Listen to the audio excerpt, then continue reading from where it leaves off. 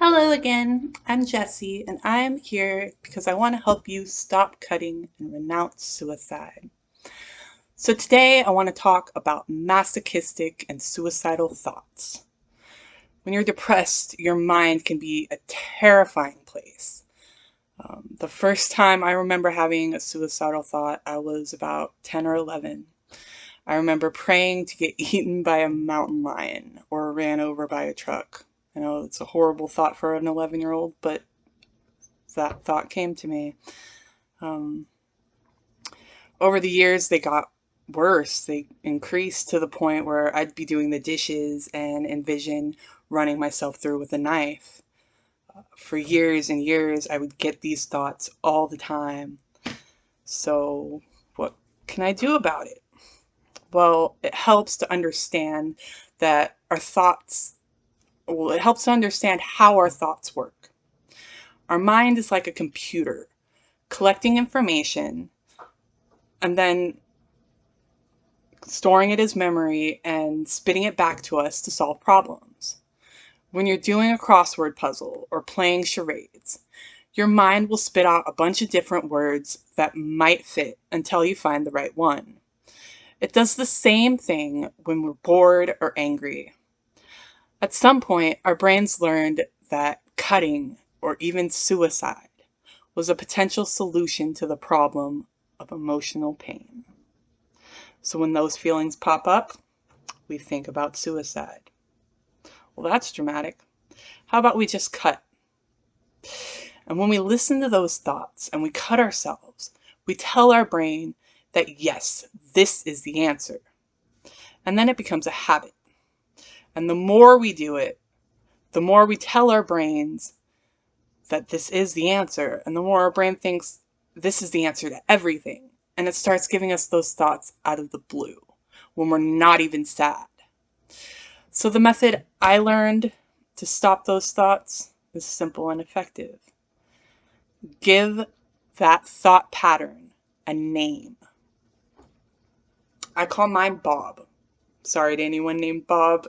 It's just a simple name that's easy for me to remember. You can call yours Betsy, you can call it Clarence, you can call it Satan, or you can just call it masochistic thought. Just identify it as something that is not you. It is a pattern that you created that's no longer useful. I know it sounds silly, but I promise it works. When I'm walking down the street and get the sudden urge to walk into traffic, I think, well, Bob, that's dramatic.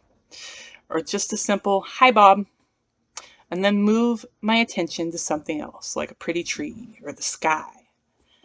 Don't get mad at Bob. Don't try to have a conversation with him. Just a simple acknowledgement and move on to something else. When you keep doing this, eventually your brain will get the hint that Bob is no longer useful and he'll stop showing up. I promise you. I haven't had a suicidal thought in over 6 months. I've had plenty of traumatic experiences in the past 6 months, but those thoughts don't come back to me because my brain no longer registers them as useful.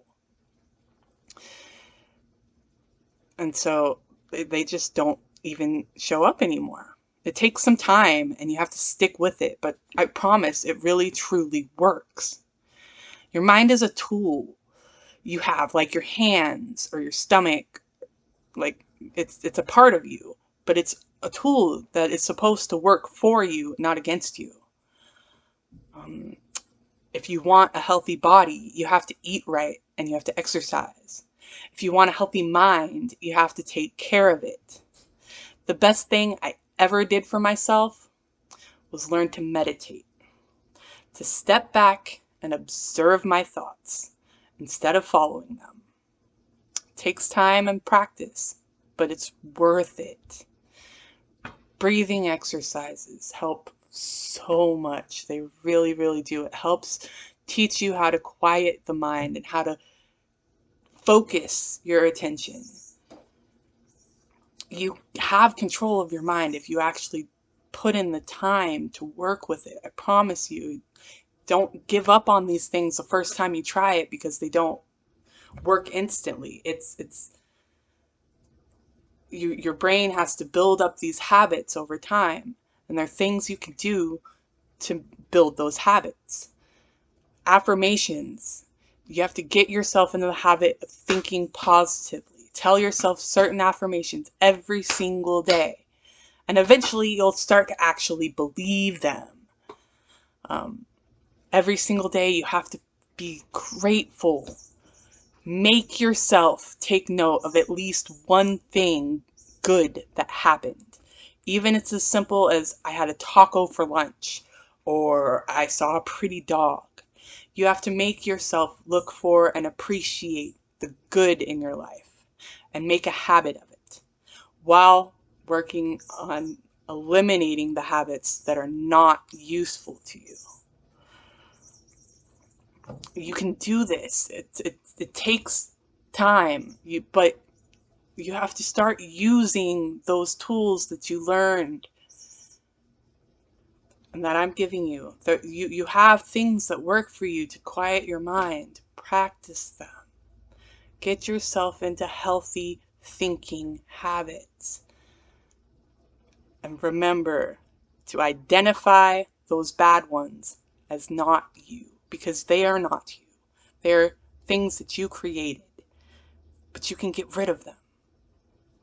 And I hope you try it. Until next time.